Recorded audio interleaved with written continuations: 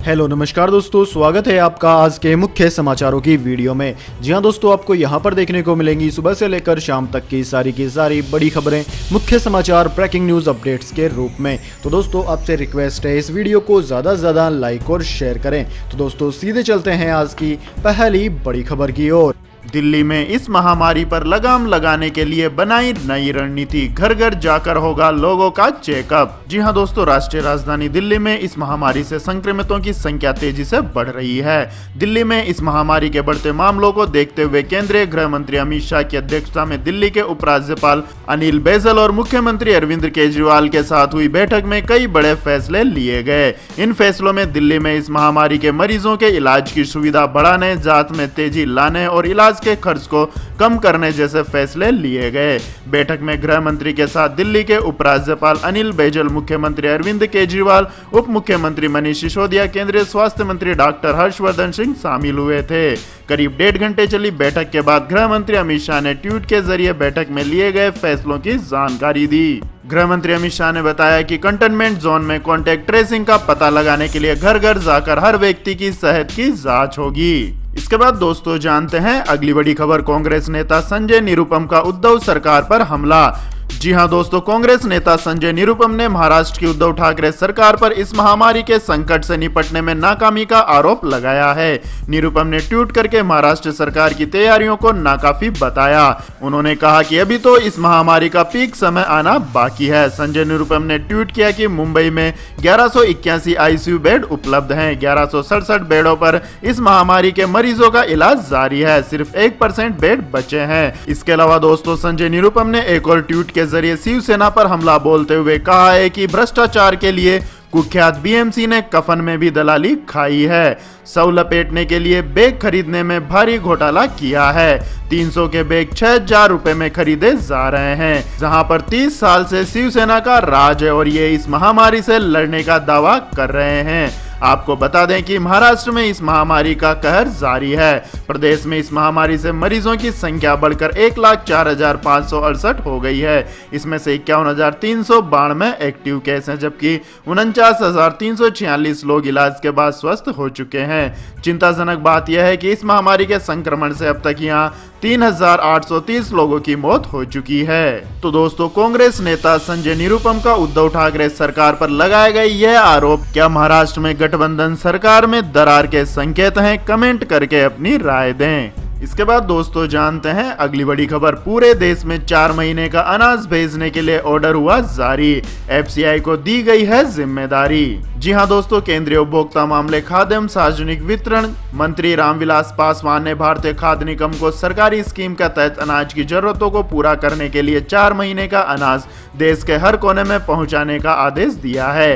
केंद्रीय मंत्री ने बरसात के मौसम में ट्रांसपोर्ट को लेकर पैदा होने वाली परेशानियों को देखते हुए एफसीआई को यह आदेश दिया है। इसके बाद दोस्तों जानते हैं अगली बड़ी खबर। बॉलीवुड एक्टर सुशांत सिंह राजपूत ने की खुदकुशी, प्रधानमंत्री ने जताया दुख। जी हां दोस्तों, बॉलीवुड से अत्यंत ही दुख की खबर आई है। एक्टर सुशांत सिंह राजपूत ने रविवार को अपने घर पर खुदकुशी कर ली। उन्होंने बांद्रा में अपने घर फांसी लगाकर जान दे दी। खुदकुशी के कारणों का अभी तक कोई पता नहीं चला है। सूत्रों के मुताबिक सुशांत काफी लंबे समय से तनाव में थे। बहुत समय से पार्टी और मेन स्ट्रीम में दिखाई नहीं दे रहे थे। कुछ दिनों पहले ही उनकी एक्स मैनेजर ने भी खुदकुशी कर ली थी। उन्होंने काई पोचे से अपने कैरियर की शुरुआत की थी और उन्हें फिल्म MS धोनी से काफी शोहरत मिली थी। सुशांत सिंह राजपूत की मौत पर प्रधानमंत्री नरेंद्र मोदी ने भी दुख जताया है। उन्होंने ट्वीट कर कहा कि सुशांत सिंह राजपूत एक प्रतिभाशाली युवा अभिनेता बहुत जल्द चले गए। उन्होंने टीवी और फिल्मों में काम किया। उनकी मृत्यु से स्तब्ध हूं।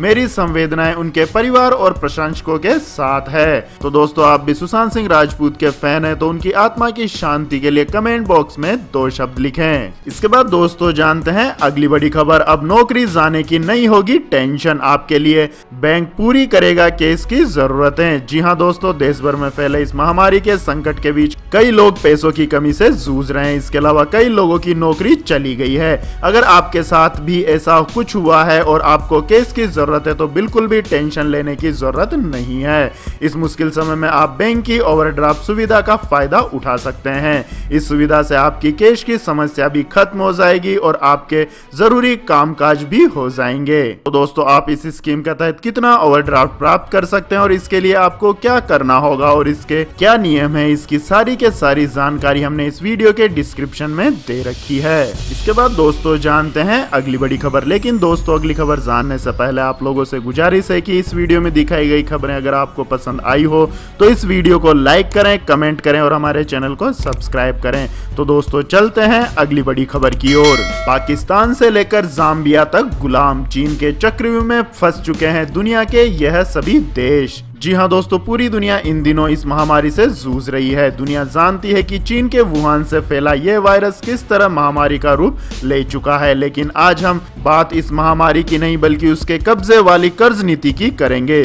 जी हाँ दोस्तों, चीन दुनिया को अपने कर्ज नीति से गुलाम बनाने की कोशिश में लगा हुआ है। इसके जरिए चीन पहले छोटे देशों को इंफ्रास्ट्रक्चर के नाम पर कर्ज देता है, उसे अपना कर्जदार बनाता है और फिर बाद में उसकी संपत्ति को अपने कब्जे में ले लेता है। इस महामारी में चीन की कर्ज नीति से दुनिया के कई देश गुलामी की ओर बढ़ रहे हैं। अमेरिका, जर्मनी की कई शोध संस्थाओं ने चीन की इस कर्ज नीति को लेकर बड़ा खुलासा किया है।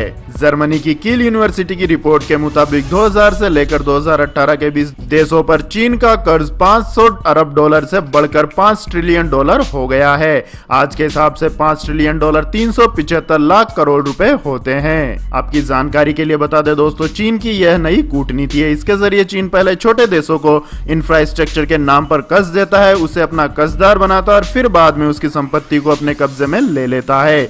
चीन कर्ज के जाल में दुनिया के देशों को फंसाता जा रहा है।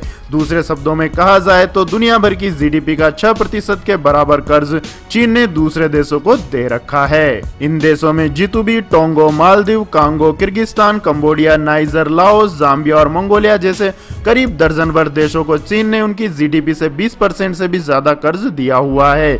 इसमें पाकिस्तान, नेपाल, श्रीलंका से लेकर कई अफ्रीकी देश भी शामिल हैं। तो दोस्तों चीन की यह कर्ज नीति वैश्विक अर्थव्यवस्था को किस प्रकार से प्रभावित करेगी, कमेंट करके अपनी राय दें। इसके बाद दोस्तों जानते हैं अगली बड़ी खबर। ऑटो सेक्टर में बड़े पैमाने पर नौकरियां जाने का खतरा बढ़ा, एफएडीए ने जताई आशंका। जी हाँ दोस्तों, वाहन डीलरों के संगठन federation of automobile dealer association ने आशंका जताई है कि इस महामारी की वजह से डीलरों के स्तर पर बड़े पैमाने पर नौकरियां जा सकती है।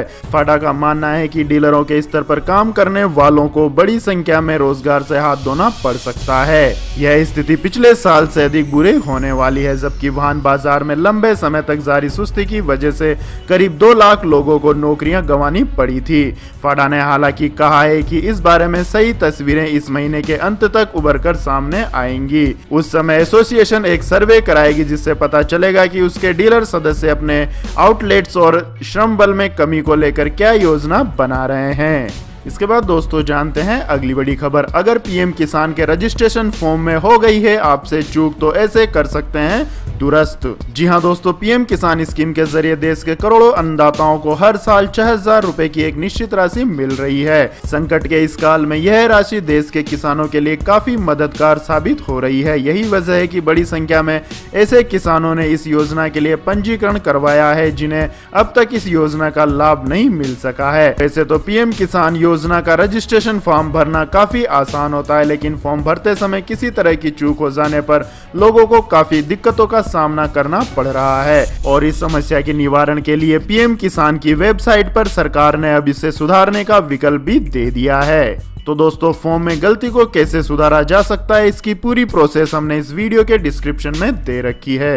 तो दोस्तों आप वहां जाकर के पूरी प्रोसेस देख सकते हैं। इसके बाद दोस्तों रुक करते हैं अगली बड़ी खबर का।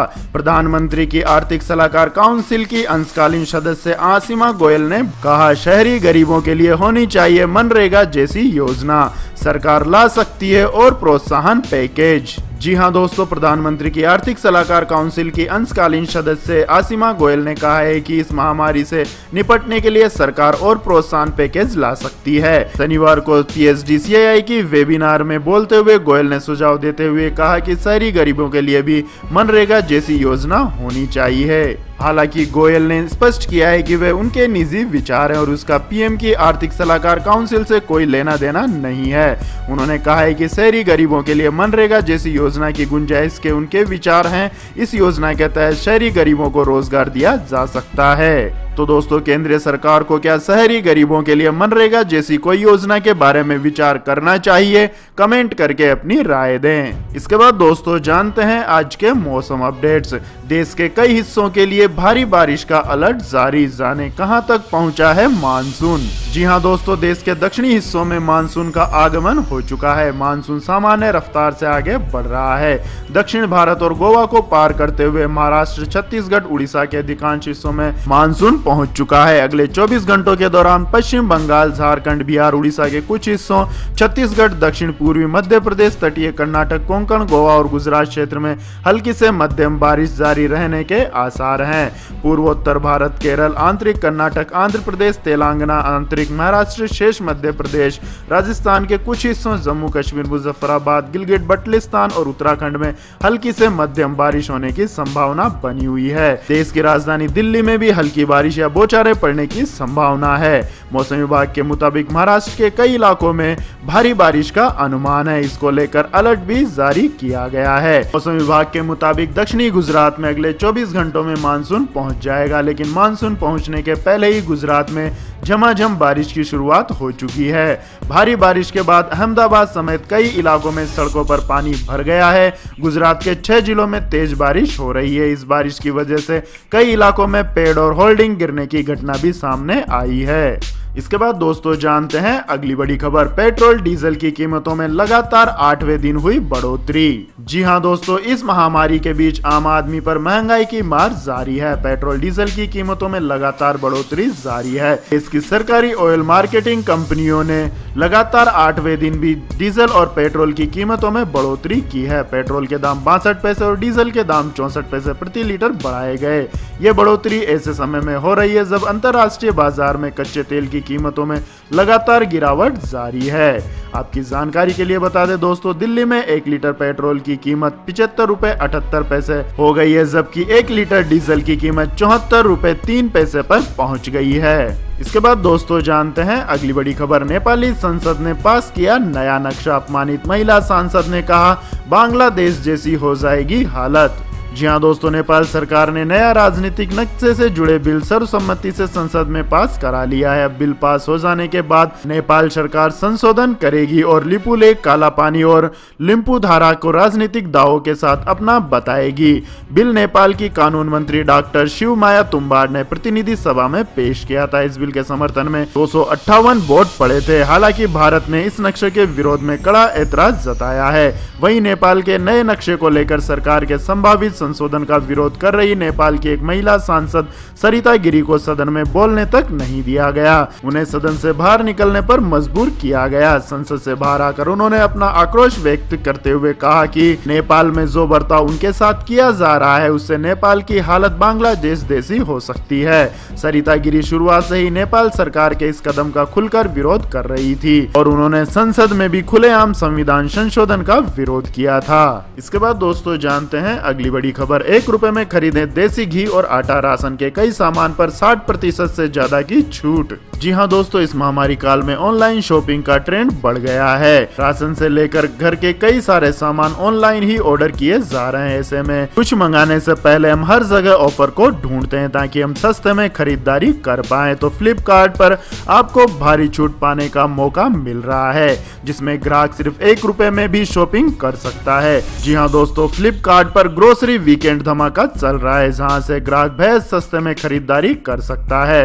फ्लिपकार्ट की सेल के पेज पर सुपरमार्ट की अलग से कैटेगरी दी गई है। यहां से खाने पीने, किचन का कोई भी सामान सस्ते दाम में खरीदा जा सकता है। इसके बाद दोस्तों जानते हैं अगली बड़ी खबर। चीन के साथ विवाद पर नितिन गडकरी बोले हमने कभी भी नहीं की पड़ोसी मुल्कों की जमीन छीनने की कोशिश। जी हां दोस्तों, पूर्वी लद्दाख में वास्तविक नियंत्रण रेखा पर चीन से चल रहे विवाद के बीच केंद्रीय मंत्री नितिन गडकरी ने कहा है कि हमने कभी भी पड़ोसी मुल्कों से उनकी जमीन छीनने की कोशिश नहीं की है और ना ही हम ऐसा चाहते हैं। उन्होंने कहा है कि हमारे देश के एक तरफ पाकिस्तान है तो दूसरी तरफ चीन। हम शांति और अहिंसा चाहते हैं। हमने कभी भूटान या बांग्लादेश की जमीन को छीनने की कोशिश नहीं की है।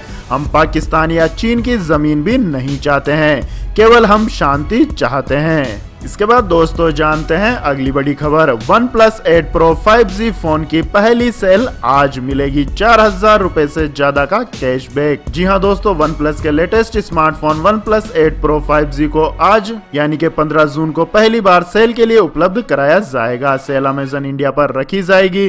कंपनी के इस फोन को 54,999 रुपए के शुरुआती कीमत में खरीदा जा सकता है, जो कि 8GB रैम और 128GB स्टोरेज के लिए उपलब्ध है। लेकिन ऑफर के तहत इस फोन को कम कीमत में भी घर लाया जा सकता है। अमेजन इस फोन पर कुछ खास ऑफर दे रहा है। इसे खरीदने के लिए यदि ग्राहक SBI कार्ड का उपयोग करता है तो उसे 3000 रुपए का डिस्काउंट मिलेगा।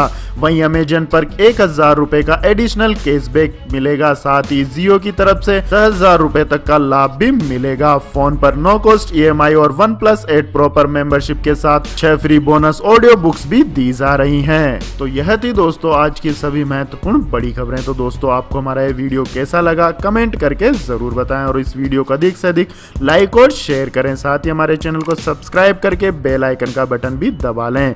धन्यवाद। जय हिंद, जय भारत, वंदे मातरम।